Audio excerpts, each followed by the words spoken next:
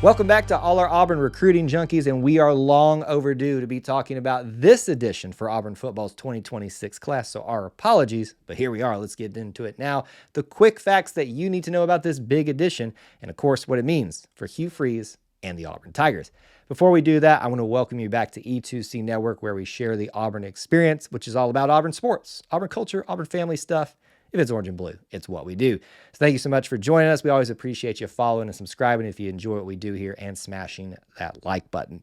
As we get into this today, again, let me apologize. This one has been several weeks now, I think, maybe a couple of weeks, something like that. It was back on Big Cat weekend when this one transpired. Been a little busy with Final Four 8A stuff, but here we are now to talk about it. So let's get into this edition that comes out of the state of Georgia, an offensive lineman, Parker Pritchett, who's going to be most likely, and most people consider, an interior offensive lineman. Now, we mentioned he comes from the state of Georgia, which is going to be Carver High School, not the one in Montgomery, Alabama, which I'm very familiar with. Threw me for a little bit there for a second, but from Columbus, Georgia, coming from the state of Georgia. We all know how important that state is for Auburn football in terms of recruiting. It's the second backyard, the second most important state for Auburn to take advantage of, and they do that quite often, especially when they're that close to the state line. So it's always good to see them do that there.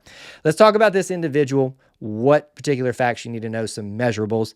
Listed somewhere in the 310 to 6'5" region, and most people are considering this guy an interior offensive lineman. He's an offensive lineman, but an interior offensive lineman. I kind of saw those measurables, and you can't always dictate what they're going to be based off measurables. A tackle, but he's listed, most people, an interior offensive lineman.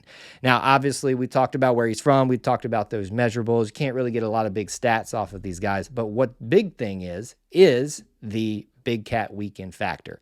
A lot of people forgot that they moved that around this year. I did as well for a little bit, but this is one of those dividends that is paying off from Big Cat weekend. A lot of times people expect a lot more commitments after that event, and sometimes you do get those, but sometimes you don't. But this is a good reminder that some things do come good out of that weekend, immediately getting a all-needed position of offensive lineman, especially interior offensive lineman, secured in this 2026 class. So that's some quick facts about Parker Pritchett. Now let's talk about and speculate what it means for the future of this class, the team, where he's going to play, all that stuff. We'll start with looking at the class numbers. At the time of his commitment, it was 7 total commitments for Auburn's 2026 class, and it actually made them the first offensive lineman, interior or exterior, or outer offensive lineman, whatever you want to call that, in this particular class. So he's getting things started in that area for Auburn. So what does this mean in terms of potential playing time for him? Now, you got to look at the depth chart that is currently out there, or what is the perceived depth chart.